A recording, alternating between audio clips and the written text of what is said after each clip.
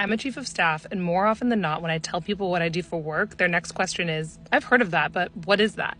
So I thought I'd break down what a chief of staff is and the types of things that you do in the role. The simplest way that I describe my role is that I'm an extension of the executive that I support, and my goal is to give them as much leverage as possible. So the core elements of a chief of staff role are that you're a trusted sounding board, you're a bridge between strategy and execution, you help drive focus and accountability, and then finally, you help facilitate executive decision making. To break those down a little bit further, first being a trusted sounding board, the chief of staff is someone who the exec can go to in confidence and kind of run things by them, get a second set of eyes, also sort of like gut check. Second, you're the bridge between strategy and execution. So as a chief of staff, it's my job to make sure that the ideas my executive have are able to just get out there and get done. So for example, when my exec joined our team, I joined shortly after, and there was a desire to build a little bit more of like a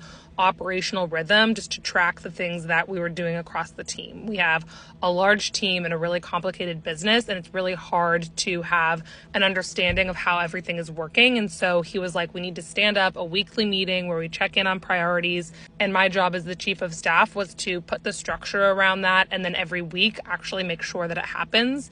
So again, exec has an idea, chief of staff makes it happen.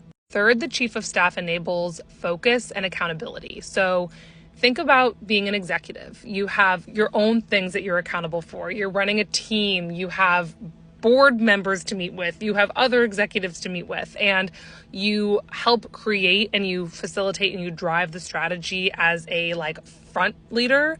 But there needs to be someone in the back kind of like doing the behind the scenes work to make all of that accountability and focus happen. So to enable focus and accountability, things you might do as a chief of staff are stand up and manage an OKR process, help facilitate quarterly and annual planning so that the team has an aligned perspective on what you're doing, why you're doing it, and how you're doing it. And then also as a chief of staff, to help enable that focus, you're also going to be someone who leans in when things get messy and try to help clean them up to create clarity for the team. And finally, number 4, you support executive decision making. So as a chief of staff, oftentimes you're an individual contributor who sits on a leadership team of people who are very senior, often who have large teams. And so those different leaders need to come together and make decisions. And oftentimes they're complicated decisions and maybe not everybody agrees. But as a chief of staff, to support that executive decision making, you are collecting the options, summarizing the pros and cons, getting data to help support different